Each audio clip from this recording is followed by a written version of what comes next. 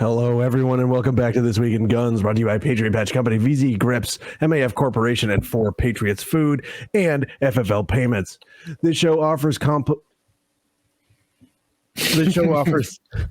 This show offers commentary on the latest firearms industry news, information, and buzz. I'm your host, Matthew LaRosier, and I'm joined by my rat friend coming into the studio right now. Oh, hello, Mr. Ivan. Oh, yep, buddy. It's deer season now. It's officially deer season, and you've brought your deer rifle. I brought my deer getter. What is that? What do you got there? It's just a regular Remington Model 8. Isn't that a Garand? Isn't the Garand based off of that? Or It's the Garand K47 7000 Garand K and one Garand Kalashnikov. Well, no, because it's a nominal 30 caliber. Mm-hmm. It's hammer fired. Yep. It's got a trigger. And it's got a bolt that rotates. To an extent. So it's a Tokarev. Yeah, it's a Tokarev. All right, good. Well, so first up, let's talk about, one thing that kind of a lot of people have experienced and probably aren't too sure about what went on, the Rahimi case. Yeah. We heard arguments at the Supreme Court last week, and it didn't look so good. Yeah, it was an interesting conglomeration of weird, like I don't want to say unpreparedness, but almost like when you compared to what you usually see. Usually it's like the A teams going at it in front of the Mr. Supreme's court, but then this time it was almost like this was the government's, ostensibly the government's best lawyer bringing their best arguments, and I was like, yeah, the government's arguments didn't sound good. And then also the thing you guys got to remember is that it was actually a public defender that was representing Rahimi all the way at the Supreme Court. So good on him. And I think he did a good job. And frankly, I would have fumbled. Most people would have fumbled in that position. Yeah, because the justices were asking the difficult questions of him, because I'm sure. Right. And he is not a gun lawyer. This is not his specialty. Right. This is the situation that he found himself in, and he carried through to try his best to represent his client. So the thing is, a lot of the commentators, the legal commentators, are agreeing that they think that they're going to side with the government, that they're going to reverse the decision below. The question is, how far are they going to go? Right. I'm still not 100% sure, because I don't think that. All right, so let's take a step back. What they're going to decide here is what is the standard for who can have their guns taken away from them. Yep. And it looks like what the court is going to do is say it's a standard of dangerousness. How has this person been proven to show a danger? The thing about Rahimi is that, and the court may think that this is convenient, his situation is so unique that it is not like, it really isn't directly representative of the domestic violence restraining order people as a class. Right. So they may kind of say, this guy is obviously dangerous. Right? Like, he's under indictment for all this crazy stuff. But actually, I don't know if they can do that. They may refer to it, because they don't have to come to a whole decision. They don't have to decide the case. They just say, all they have to say is, oh, lower court, you did this wrong. Here, do it again. Right. And it can even still come to the same effect. So and this is why I get frustrated at people who say, oh, I know exactly what's going to happen. Here's what the court's going to do. So you have no idea. We're dealing with massaging the English language here. There's a million different options that could come out of this. We really don't know what they're going to do. What do you think? At least given the justices, at least, because I think we heard from all but one of the justices as far as them asking questions. Mm-hmm. And of course, it's hard to paint a full picture of, they do a good job of doing the whole appearing impartial thing, because it's sort of like their jobs or whatever. So it's hard to read too much into their questions, or perhaps foolish to read too much into their questions. But I did get the feeling that at least a couple of the justices were trying to lean in the direction of, or at least questioning in the direction of, there's probably room to have this particular case decided in Rahimi's favor. And so I imagine a lot of given that, though, there was then some justices you'd probably think would generally be more amicable towards gun rights, who were asking questions that was like, yeah, it doesn't seem like the questions you're asking make me think you're not going to agree with gun rights here. Right. And so I think probably this decision, I'm expecting at least, and I'm imagining, right? Here's my random guess, which is reading the tea leaves. Right. This is as good as anybody else's random guess.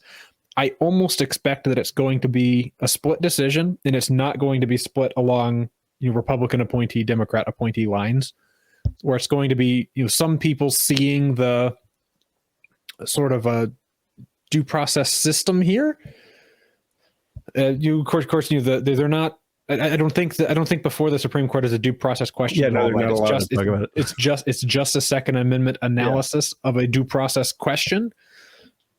And so it'll be interesting to see what exactly gets read in there. But you at the end of this, we'll probably have a more, assuming they don't just punt and say, lower court, we think this was wrong, do it more different. Assuming they don't just punt, I imagine we'll at least have an answer if it's a question of a person being irresponsible versus a person being dangerous that disbars you of your rights. I do think it's going to be dangerousness. Constitutionally speaking, especially given the Bruin test, I think it's the only thing that there's any foundation for. The problem is like, if they do go with dangerousness, there's no, like, the statute alone does not prove dangerousness. Right. Because what we're talking about here is people who are subject to a restraining order that tells them not to do stuff that's already illegal. Right.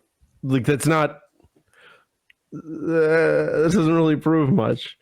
So I think it's really dangerous. I think, if the court sides against Rahimi, it has the potential to do a lot of damage for a certain type of case.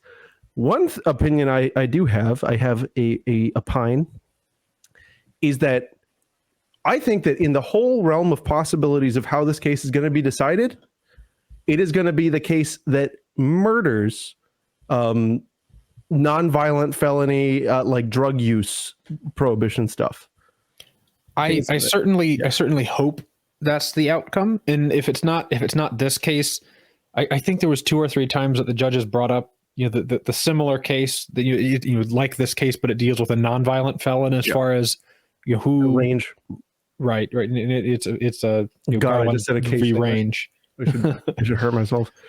So that's probably the people always bring up this bad facts makes bad law thing, and that that's the case that has better facts.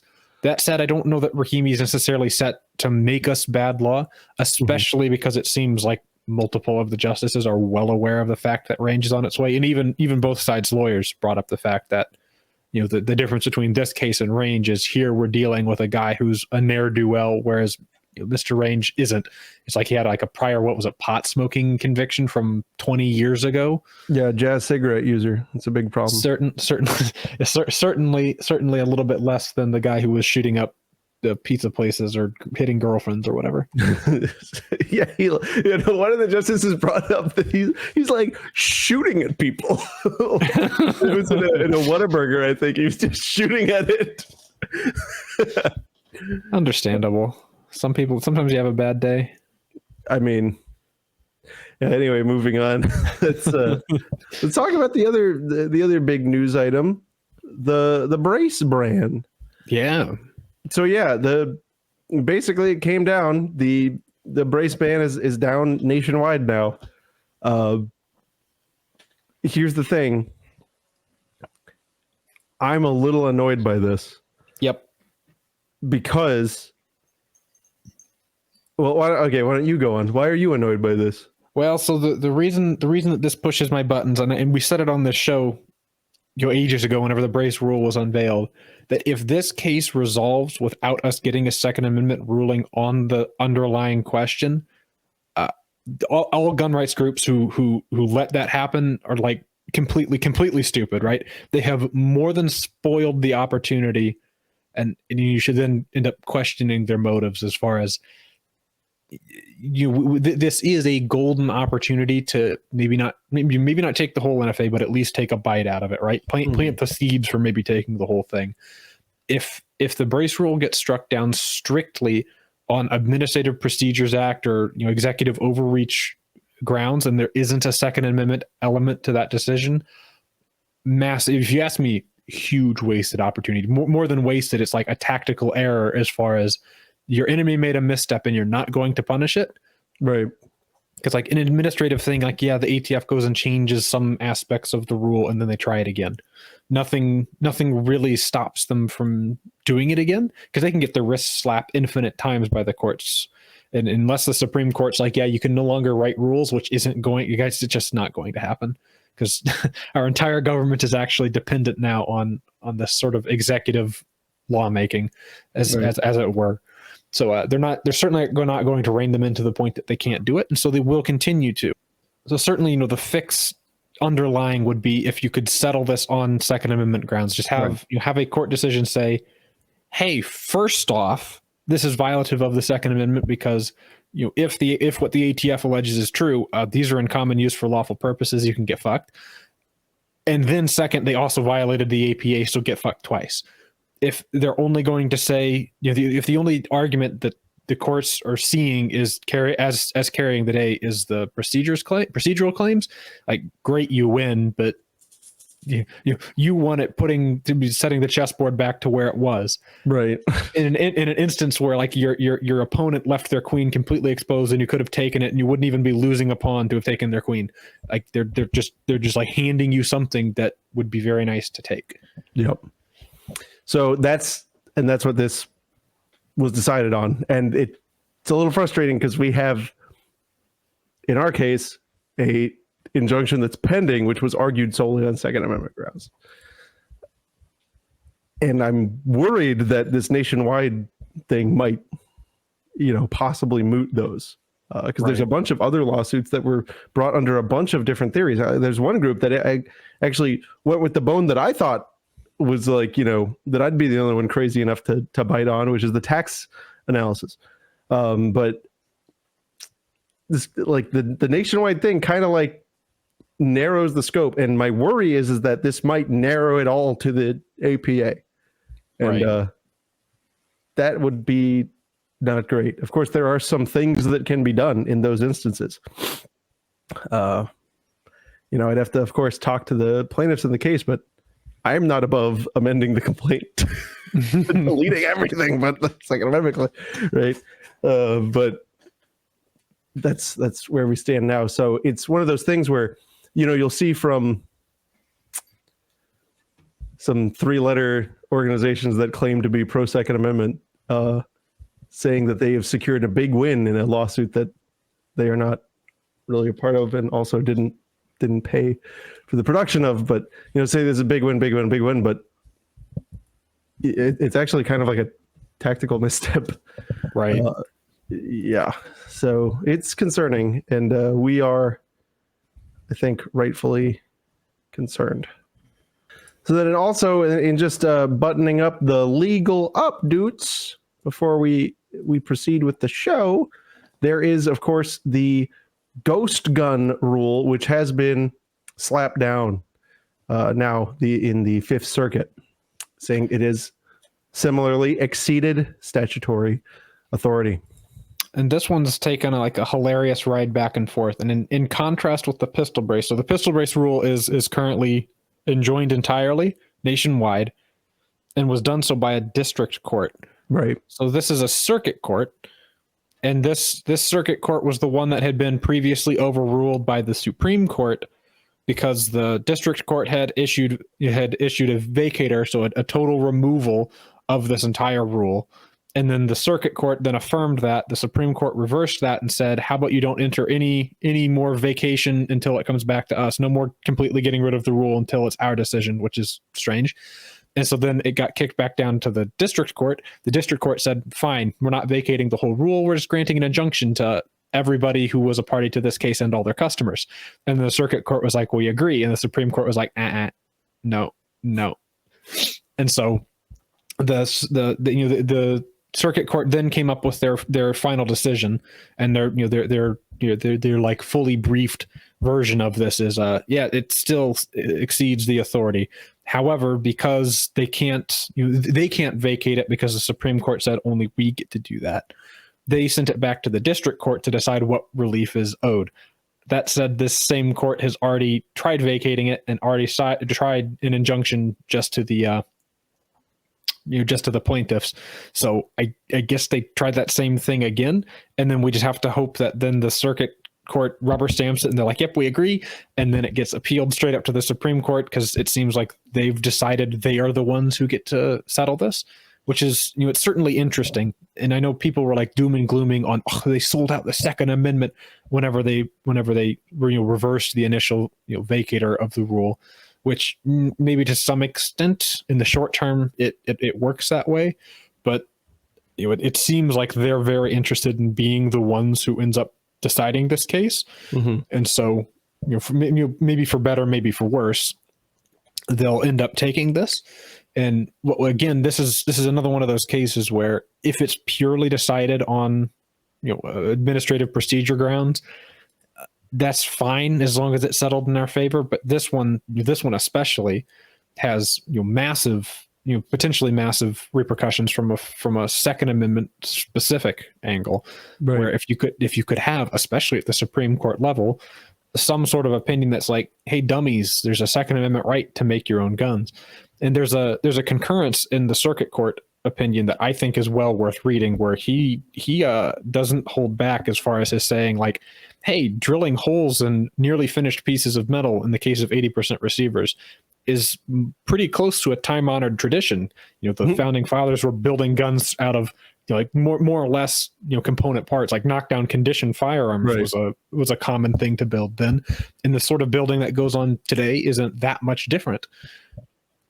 Yeah. And that certainly from a standpoint of the government having to demonstrate a tradition of restricting these things, get out of town.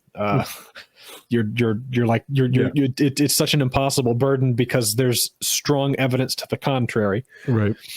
And so it would be great import locks. I've written about this. The like locks were the ghost guns or the 80%ers of their day. Right.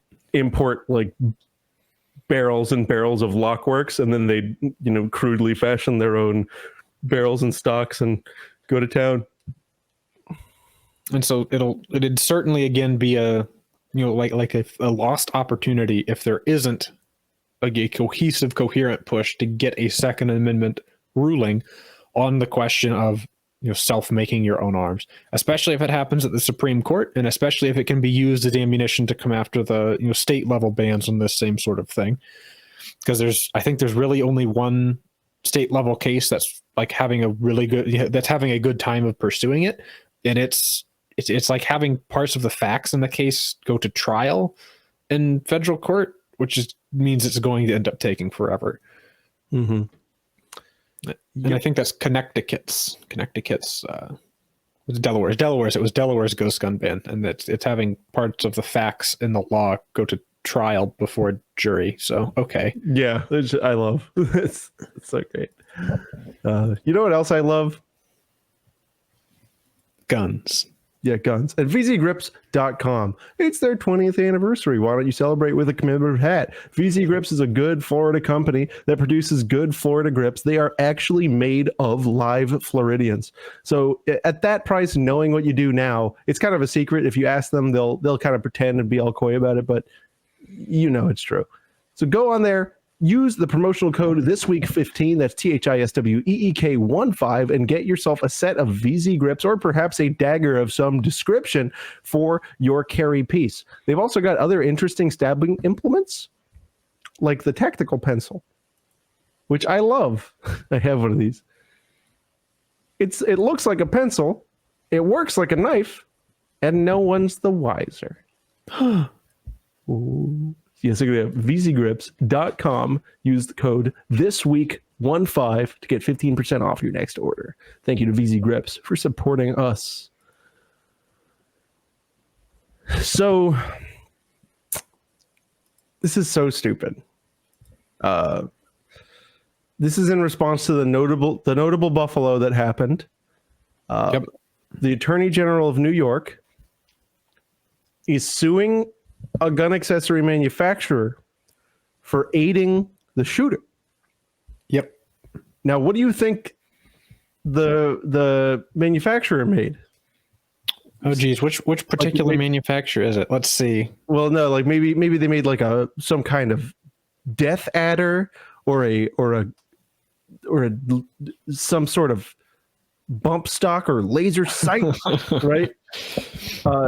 No, it was actually a compliance device. It was a magazine lock. That's good. Yeah, it was Mean Arms, who sells magazine locks that, are not the worst things ever. And the Buffalo shooter removed the Mean Arms magazine lock on the gun used to murder these people in this shooting. So the fact that Mean Arms, who's, by the way, a really cool company, the fact that they sold a device specifically designed to help you comply with the law, and this guy disabled it, means aided him. Are you sure? That's a mental construct there. Yeah. Yeah. Whole According to his thing. Yeah, so in January 2022, the Buffalo shooter purchased a used AR-15 that had an MA lock installed. According to his manifesto, he was able to easily remove the MA lock from the AR-15 within a few minutes at home and add 30-round detachable magazines. So, used gun that had the compliance accessory on it. Clearly, they were in on it. That's true. Yeah. So. Yeah. Oh, look at this. The Attorney General even put this on their website. Look at the damning evidence. The packaging has removal instructions.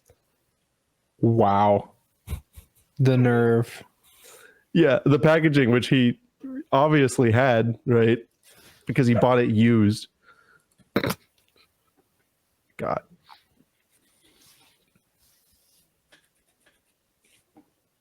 Oh, that is so silly. Like we've been saying, until these like idiotic nuisance laws get struck down, they're going to continue doing this sort of thing, and it's going to continue being like not just like a horrible thing for a state government to do, but it's just offensive. It's offensive to people's rights at so many levels. Well, enough from us idiots. Let's hear from some reasoned, intelligent people. We applaud the New York Attorney General for taking this important first step towards civil legal accountability for the Buffalo shooting massacre last year, said Eric Trishwell, Executive Director of Everytown Law. Assault weapons have no place in our communities, and when reckless actors in the gun industry put profits over public safety and sell products that facilitate the circumvention of laws that keep New Yorkers safe, they must be held to account. Is that right? Yeah, that shakes out. He then explained that what he meant by held to account, and again, this is a direct quote from Eric Trishwell, Executive Director of Everytown Law. He said these people should be tied by the large toes and then submerged in boiling acid for 3 to 10 minutes. I heard you said that. That's true. Yeah. Again, I mean, that's a little aggressive, in my opinion. But anyway, nearly a year ago, we lost 10 innocent lives to a tragedy fueled by pure hatred and racism. That's true. From U.S. Representative Brian Higgins. That's totally fine, what he said. As we continue to heal as a community and honor the lives we lost. All right, so we're still not using their corpses as a political tool yet. No. We must also ensure that this devastation does not happen again. Thank you, Attorney General James, for standing up for Buffalo, demanding accountability, and fighting for the safety of New Yorkers by suing a plastic company in Georgia for selling a device to make people comply with your law. Thanks for complying with our laws. Get sued. Here's a good one. The manufacturers of the murder weapons that are slaughtering Americans every day have shown that not only will they actively undermine efforts to curtail gun violence, they will gladly profit from the murders that weapons of war produce. This is from Erie County Executive Mark C. Polencars. Polencars. I commend Attorney General James for her action to hold Mean Arms accountable for the murders they made possible. Buffalo, like communities nationwide, has been scarred by the gun industry promoted violence that is traumatizing our country, and it is long past time to hold the purveyors and profiteers of that violence to account. Huh.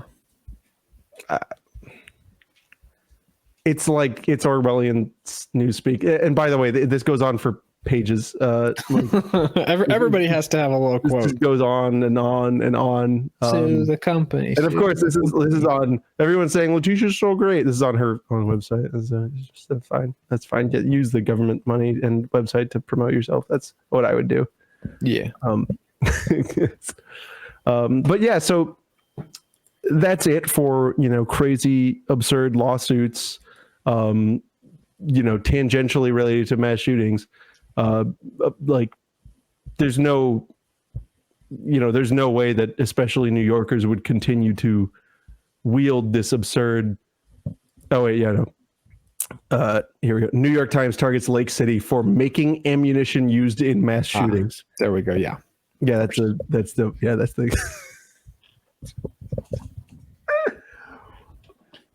So like, and this is a thing that happens a lot in gun discourse.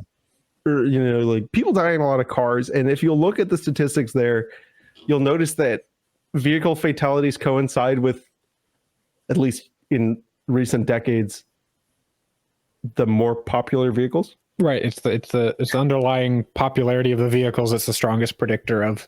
Yeah. So it's representative popularity or whatever they call it in statistics. Right. And then what makes a car popular? What factors do you think make a car popular? Cheap, reliable, does what people need it to. Okay. It's red and goes fast. Yeah, there you go. Okay, so now what factors might people look for in guns and ammunition? It's red and goes fast only. Cheap, reliable. It'd be good against zombies, and it makes a good sound. Well, so that is what this is. It's the availability predictor. Right. Lake City is a massive ammunition plant, so they're able to make ammunition cheap. And they OEM ammo components for some other companies too. So it's like not just because it's got a Lake City, that New York Times article just goes on and on, sort of like, we did a bunch of investigations and Lake City brass shows up everywhere. But it's like, first off, there's companies that remanufacture ammo using spent brass. Yeah. So that's not necessarily a guarantee. Plus there's, big ammo OEMs that just use Lake City brass. Yeah. It's almost as if they have a unbelievable ammunition factory producing a substantial amount of the world's ammunition. It's like 1.6 or 1.8 billion or something that they try to do a year. Yeah. And I think the article sort of will probably intentionally missed the reason why that would be a thing. The Lake City ammo plant is owned by the government, and then they contract out to other companies who actually runs it. Right. I think it's called COPO or something is the way that works. But they manufacture these massive quantities of ammo for two reasons. One is to keep the supply chain open. So if the United States was to find itself militarily speaking, in an instance where it needed that much ammo, it would already have it in manufacture. That supply chain's moving, it's fluid, kinks are worked out, and they can be making, not only can they be making that much ammo tomorrow, they've been making that much ammo for the past 10 years. So they've got their supply chain in a place where you need it to be. And that's an important thing to do, especially if you're going to centralize that down to more or less just one factory. And then the second advantage is when you're making ammo in that quantity, it gets really, really cheap because you're doing it in such large amounts, and they're manufacturing primers and cases and bullets, and they're doing as much as they can themselves to the extent possible, and so that also helps drive costs down. Right now, the only way that they're able to do that, right? The military is not shooting 1.8 billion rounds of 5.56 a year. They're not. Right. I mean, they might be trying, but if they got everybody to qualify on a minigun, then maybe that's possible. Yeah. But no. So the only reason that the military can actually keep this up is if they allow Lake City to sell ammo, overrun to civilians. Right. And I believe the way that the contracts work, or at least the current contract between Olin and the government works, is there's no set amount of ammo they have to sell to the government, or are limited from selling more than to civilians. So anything that the government doesn't buy can just be sold to civilians, right? Which because the military needs this much ammo being manufactured for if tomorrow they end up needing it, and in order to keep training and using ammo at the rates that they currently do without it becoming egregiously expensive, it's cheaper for them to allow that ammo to be sold, the overruns to be sold to civilians. Right. So it's not like a complex economics lesson then to understand, economics, logistics, hybrid lesson to understand. It is kind of it is quasi-communistic, but it's interesting at least that it's a synchronicity that I tend to think is okay, because both sides come out on top. Yeah, the civilian market gets cheaper ammo, and the military gets their cheaper ammo. Although the military does then get to pick a winner, right? But I guess the whoever operates the plants, it's only for a certain period of years, and so people can have better bids or whatever. But but all you need to know, I think, about the story is the headline that they published is Army ammunition plant is tied to mass shootings across the U.S. In recent years, the factory has also pumped billions of rounds of military-grade ammunitions into the commercial market. Military grade. Oh, yeah, military-grade overruns. An investigation by the New York Times found leaving the LC signature scattered across crime scenes, including the sites of some of the nation's most heinous mass shootings. No, it can't be. It's our own government. They doing it to us. Oh, my gosh. This is bad. Mm-hmm. I don't see why they don't just get a Remington Model 8. You need more than 5 rounds of 30 Remington self-loading. They should just make 30 Rimchester. 30 Remington. Oh man, we have an exciting thing coming with the Model 8. Yeah, you guys were gonna never believe it. You guys aren't gonna get it. You're not gonna understand what we're doing because you're not as smart.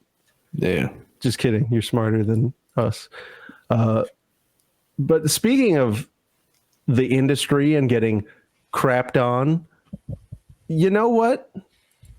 FFL Payment Solutions, there's finally a company specializing in credit card transactions for the firearms industry that is not going to charge you absurd high-risk rates, that is not going to pull your account. They're never going to pull your account for dealing with firearms because look at the name, FFL Payments.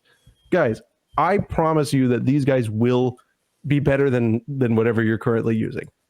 You got to check them out. Go to fflpaymentprocessing.com. Get rates for free. Or if you know your local shop, show them to these guys. It really is going to help both you. It's going to help out you. It's going to help out FFL Payments. And it's going to help out us because they support the show. So go to fflpaymentprocessing.com, get your free rates, or forward it to your little business friends. Yeah. Whoa. Next up is interesting. So this is an article by the British Broadcasting Corporation covering a turning point in the Myanmar battle. The Myanmar army has suffered big losses in quite possibly one of the largest military campaigns featuring predominant usage of 3D printed firearms. Yes. So they took, what was it they took? A garrison, and yeah, a major military depot. Essentially, I believe at this point they've, in this past month or so, the rebellion in Myanmar has shot down a jet fighter that the military is using. Well, and of course, the bulk of the military's effectiveness in this conflict has been using jet aircraft to attack civilian villages. right. It's essentially like a terror bombing your own people campaign. Like, stop fighting us, or we'll keep bombing your women and children, which never works. Tends to make more enemies than it defeats. Right. And so they had one of their airplanes shot down, which is really bad for them because their military does have their jets and stuff, but they don't have a ton of them, so they can't really be losing them. And the rebels managed to secure a large military garrison. It was hundreds, if not thousands, of guns, tons of ammunition, as well as armored vehicles. And I think maybe by armored vehicles it's tanks, but right. I don't know that they have like big tanks, like main battle tanks there, but armored vehicles at any rate. And so it was a massive win to the rebels, because I believe that the military forces in that region had more or less like this was sort of their last stand, sort of a thing. A bunch of them surrendered and they turned over a lot of equipment, and it was a great thing for the rebels. And I've been talking with a guy who's sort of been a reporter that's been on the ground to some extent in Myanmar and talked to some of the people there. And I mean, the story he relays is pretty much one of, a lot of this rebellion did get kicked off with 3D printed guns, especially in the form of the FGC-9. And while it's seeing a lot less use these days, that's because it fulfilled its goal of, getting them to other people's guns. Right.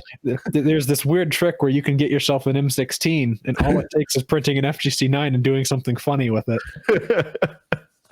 And so there's certainly maybe some role it can still play, but it's sort of become much more regular combat from a standpoint of it's not not necessarily urban fighting where the FGC-9 sort of can go toe to toe with the sort of regular military guns. Like inside of 25 yards, an FGC-9 has a decent chance of going toe to toe, especially if your enemy's unsuspecting. Whereas at 300 yards with a 9mm carbine, you're probably going to want for something with maybe a little bit more velocity at that point. But luckily, you can acquire these more velocity guns by doing funny stuff. Right. Not that we'd ever recommend doing the funny thing. It's just a weird exploit that they found in the server backend. From a standpoint of you need an F-15 to take on the government, well, right. There's a government. They're suddenly not doing extremely hot. Yeah, and they feel sick. It's due to a lot of fighting by a lot of very dedicated people, but to some extent, funny little 3D printed guns have played a large role in that. Certainly a larger role than anybody expected, or any larger role than you've seen anywhere else. Right. All right, cool. So moving on now, would you like your AR to be heavier? Oh, that's what I always wanted. That's what Stunner would do. That's what Stunner did. What if we could also make it not work at all? That'd be really good. Well, you got $1,200. Brownells has PRN4 upper. I didn't know that this one was coming out next. Oh my god. Oh yeah. Come on, man. If you've always wanted to build your own HK416 derivative, Brownells has you covered. If that's they should put if in big letters. Yeah. With an asterisk. Yeah, if it on a standard AR lower. This is, and it looks right. I mean, it's the stupidly tall, huge short stroke piston. Yep. God, I hate it. Yeah, I saw them when they were in stock, and then like for a second I contemplated it, and I was like, why Why am I doing this? Why would I want that? It's so the 416 has a very interesting history. I encourage everybody to go and watch Small Arms Solution has a video on the development of the 416. It's a bizarre story, and if you want one currently, I think just his explanation of like what all went on there probably should dissuade you from wanting one, because it wasn't a gun that was like meticulously thought out like this is the ideal AR-15. That wasn't it at all. HK was trying to make a really quick cash grab on the fact that the M4 was having a couple of teething issues. Yeah. The 416 was never a better M4. And like, well, first of all, why are they calling it the BRN4? So the deep lore is the 416's original name was the M4. I'm pretty sure they started. Yeah, it was originally called the HK M4. That's pretty carked. Mm-hmm. And certainly created some confusion. Yeah. So I have a 416 clone. Yep. And I hate it. I've shot I guess 3 now at this point, and like they're all front heavy because it's a piston AR. Yeah. They all still have the buffer tube because it's a piston AR. Except in the case of the HK design, it's needlessly expensive. It's at least if you ask me, compared to the T91, the commercial T91 uppers, I think the 416 is even more overgassed than them. Yes. And guess what? It still can't run steel case reliably. It's like almost hilarious how there's like these like a million different variations of like, oh look, the next thing in AR-15 is it's bufferless, and sometimes it's not even bufferless. Right. And then then it's piston operated, and then it won't run steel case, and it struggles with some brass case, and it's like embarrassing spaghetti falling out of its pocket. Yeah. Please give us $3,000 for this. And they look at you with a straight face whenever you're like, huh? Yeah. They're like, it's piston. You can touch the bolt carrier after you've fired rounds. Like, yeah, okay. I was really looking forward to licking the bolt carrier. We're not. I've seen people unironically saying that. It's like, don't you want to be able to touch the bolt carrier after dumping a mag? There's less heat in the system, which I guess is true. But why are you licking? Right, but it's like, no, I don't touch my bolt carrier, thanks. And I guess maybe to some extent it suppresses better from a standpoint of less gas coming back at you. But if you shoot, at least in my experience, right, if you shoot a DI gun with a suppressor versus without, there's less of a change in how the gun runs than if you're shooting a piston gun with or without a suppressor. Yeah. And I think a lot of that's because, and Small Arms Solutions talks about in the 416 video, is piston guns have to be overgassed because in the AK, like I think massively exemplifies this, where there's a certain amount of gas that's going to bleed by the piston that's not going to move the piston, and that amount of gas is utterly random every time the gun cycles. Whereas with something like the AR-15, it's a very, very sealed gas system, and like essentially the whole way back, and maybe some gas can slip by the rings on the piston and the bolt itself, but not much gas is going to slip by there, and that's why the rings are there, is to seal it up even better. Yeah. And so the AR-15 is much more friendly to sealed gas systems, and then as a result of that, when you slap a suppressor on it, it's not already in a state where it's overgassed already, and then a suppressor on there is like it's like pissing hot, overgassed, completely unnecessary. Which is why you can see AR-15s, internal piston guns that don't have adjustable gas blocks and don't need them for switching suppressor to unsuppressed. Whereas with piston guns, it's kind of a requirement that you have some amount of gas moderation. And this self-adjusting stuff is all nonsense. It's not real. It's just simply untrue. Like this was a known fact in the 50s and 60s whenever they were designing all of these self-regulating gas systems. They knew it didn't work. They were like, you got us with the Blish lock once. And I mean, they knew it didn't work, and they were still putting it on guns and marketing the same ways, like out of the same era that the AR-15 is self-cleaning. Well, there's one part of the gun that will use expended gases to blow carbon deposits out, but it's not really self-cleaning, is it? The same way that they were saying like, oh, this is a self-regulating gas system. Yeah, It's junk. Not like it lets excess gas out once the action has started to open. Yeah, you know what? But it's already had all of the energy it's ever going to need put into it already. Right.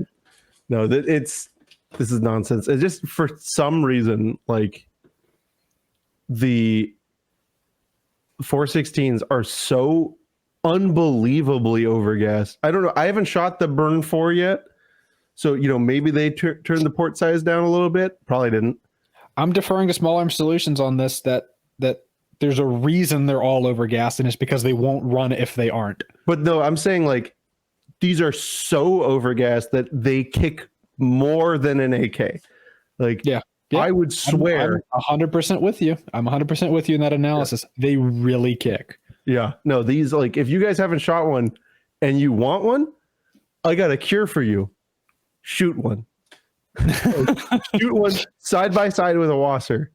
And then you sit there and look at me in the face and tell me that the 7.62 gun kicked harder. You tell me that.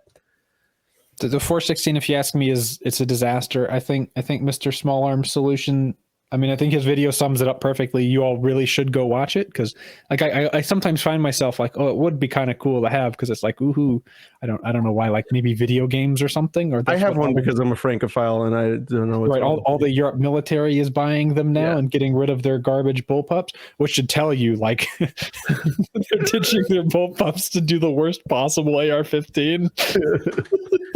They haven't gotten smarter. They're just the same.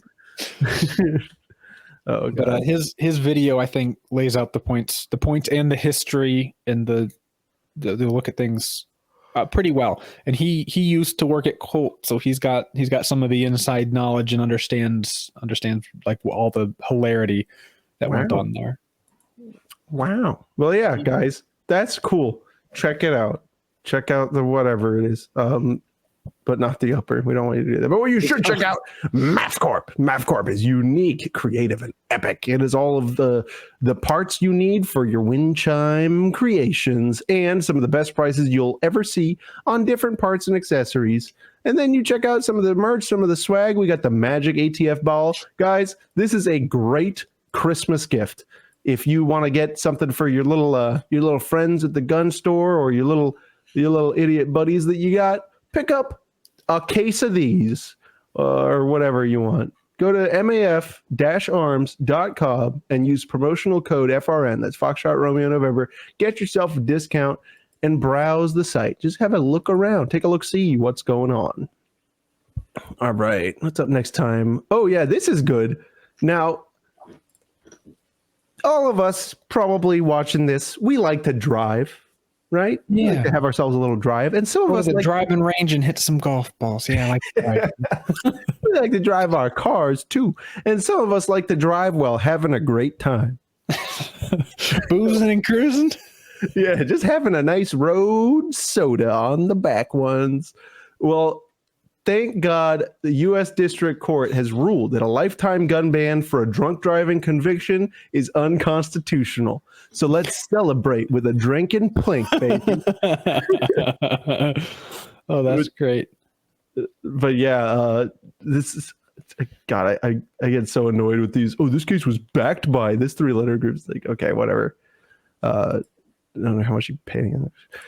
United States District Court judge has ruled that a man convicted of drunk driving almost two driving. Yeah. Driving while judge.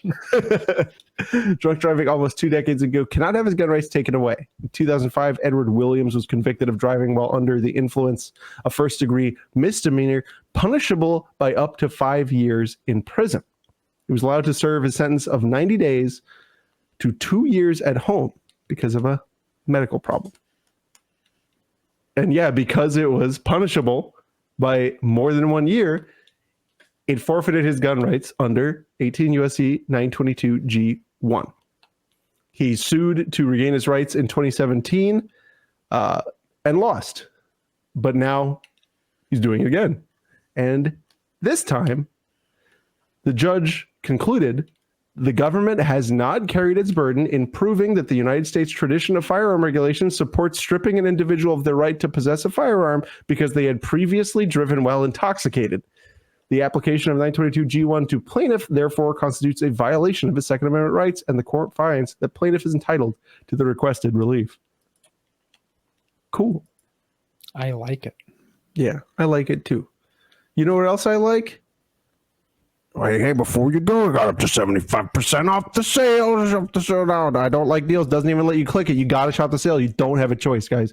Emergency preparedness deals are available on 4patriots.com. You have to go to 4patriots.com/FRN to see the special deals that I had custom put in there for you. I got off the phone with 4Patriots the other day, and these were the ones that we decided on. I said it is essential that we have the Family Emergency Supply Essentials bundle up top. This includes 196 servings of delicious food good for 25 years, 4 solar backup power banks, 4 personal water straws, save big thanks to buying together, 100% satisfaction guarantee. That's $374.95. The 400 payments over for $33.84 a month with Shop Pay. Check out your survival essentials and then some. Go to 4patriots.com/FRN and check it out.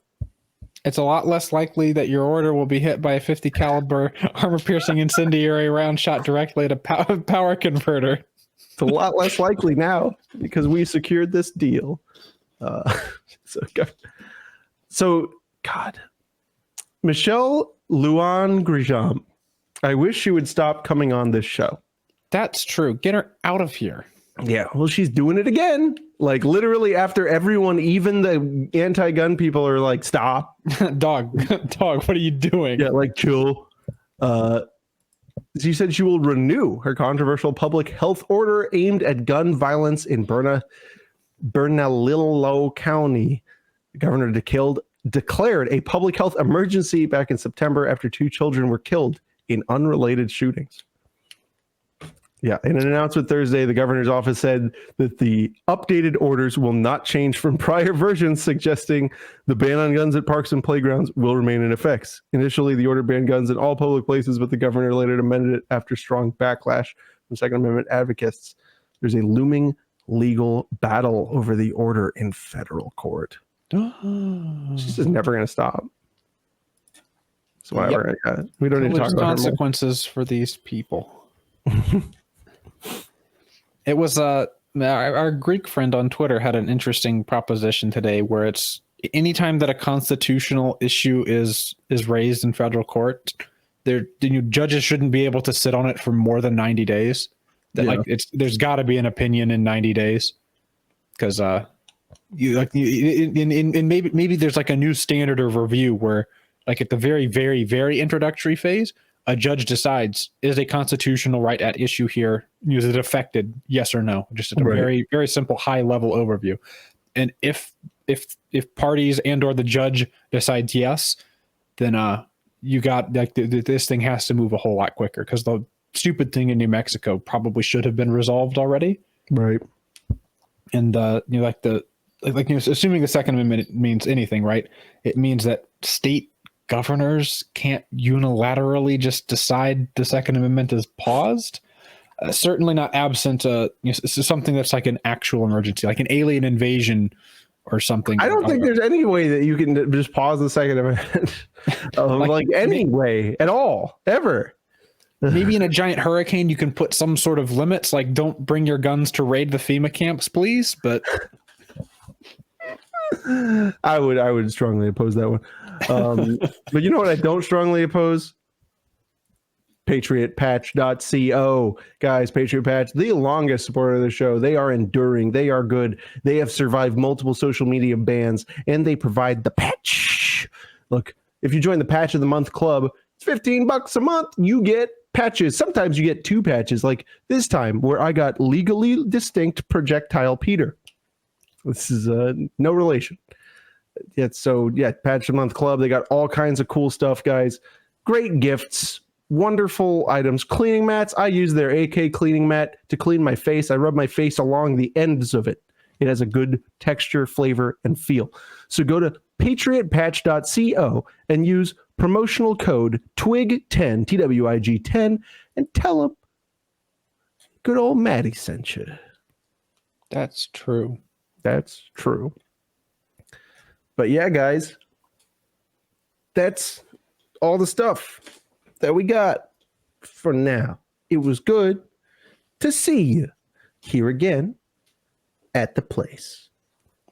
That's a fact. Don't buy 416s, please. Don't think that they're good. Don't do that. I guess we're spoiling. There will be a bad gun review on the 416 just because there has to be. But here's the thing. And for those of you who don't know, because like only 10% of my subscriber base has subscribed to our gun review channel, which is called Fadubrestos. We're doing honest gun reviews. We recently tackled the VHS, and people were mad. They were so mad. And here's the weirdest thing is like, I don't think that we were unfair to the VHS. No, I even like it was kind of vaguely positive about it. Look, I'll be honest. If I had to have a bullpup and I couldn't have a Keltec, VHS is probably up there. I probably have an AUG first because if I'm getting a bullpup, I'm just getting one because it's got to be cool, and I'm getting an integrated optic AUG so I can laugh at how airsoft the entire thing is. If I couldn't have a Keltec, it would be an M17. But so if it was like M17 is good. Yeah. If I had to have a bullpup and it wasn't made in Florida and wasn't based on a funny what is it, Australian South African weird conglomeration, then it would be the VHS. Yeah, the VHS isn't like I don't think it's. I think the baddest part about it is Springfield did their funny haha marketing games that they usually do, and there seems to be people who like need a reality check about the fact that it's not worth we're not worth $2,000. It's not worth $3,000. Some people were paying. It's not worth $1,500. Yeah, it's worth less than that. Yeah, and that's okay. And it's okay. And even if you pay $1,500 for it, that's cool. You can pay as much as you want for a gun that's not worth it. I paid nice. $400 for an Intratec Cat 9, which is not worth it. But I really needed one because of a funny project I have coming up. And there was somebody else who really wanted it. So, it's okay. Sometimes you just really want a thing and you buy it, and that is fine. And it's okay that you love it. I love my Cat 9, despite the fact that it physically hurts to shoot.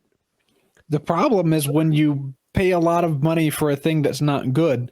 And then it becomes your personality. Or instead of accepting the fact that, yeah, this actually isn't that great, you instead cope with the fact that it's not great by trying to convince everyone that actually you made a very good, that it's worth three times what you paid. Yeah, it's the best. And we'll all know in the future when everyone's carrying a VHS. And you know what? That's great. I will know in the future when everyone's carrying a VHS that it's over. Croatia, like when you think Croatia, what's the first thing that comes to your mind? It's Serbia. Is it firearms design excellence? Because for me it's not. and it seems like a lot of people who like the VHS will have you believe that it turns out HS product has never designed a bad gun. And actually, the Springfield XD is one of the best handguns on the market. The justification for this is they bought the Hellion, and they have to justify this somehow. They have to get the loadout. Yeah. So the thing is and we weren't overt about this, but the way we do these is we're two guys that know more about guns than we should, and so we just pick a gun, no prep, kind of take it apart, handle it, and talk about what we see as we're taking it apart. So we didn't do a bunch of research into it beforehand, because the thing is, and you talked about this in one of the comments, a thing called affordance, right? Why don't you tell them what affordance is? Affordance is a design principle, is that things that look like they do a thing should do that thing, and to a lesser extent, things that don't look like they should do a thing shouldn't do that thing. So like if you take the AR-15 as an example, the forward assist has long been derided is having horrible. It's got horrible affordance because there's people who are given AR-15s with forward assist. They have no idea what that stupid button does. So they just push them like. There's video of people with that have captured M16s, AR-15s that have no formal training on them, and every time that they load a magazine, they'll close the bolt and then start hammering on the forward assist. They don't know why. Right, they figure the forward assist is the second part of closing the gun. Even Right. they just have no idea what it does, because that button sort of hanging out there on the side of the gun isn't extremely clear. And it's a big button, so you're like, oh, it must be important. I recently got transcripts for the Mikhail Kalashnikov interviews. So all of the stuff that he had said as a part of the Stoner tapes, that whole documentary, all of the stuff that he was saying in Russian, I've got translated transcripts for. And we're gonna do a funny with those. Yeah, we're gonna do something funny with those. We're gonna do a couple funny things with those, probably, hopefully. Yeah. But he was adamant about this idea. Of course, they didn't have the word affordance for it, but he was adamant about the idea that a gun should be simple enough that you can just hand it to somebody and they understand how it works. And that's why the AK's got a reciprocating charging handle, right? Is it's immediately obvious. Oh, that goes backwards and then it goes forwards. And why the safety locks the gun.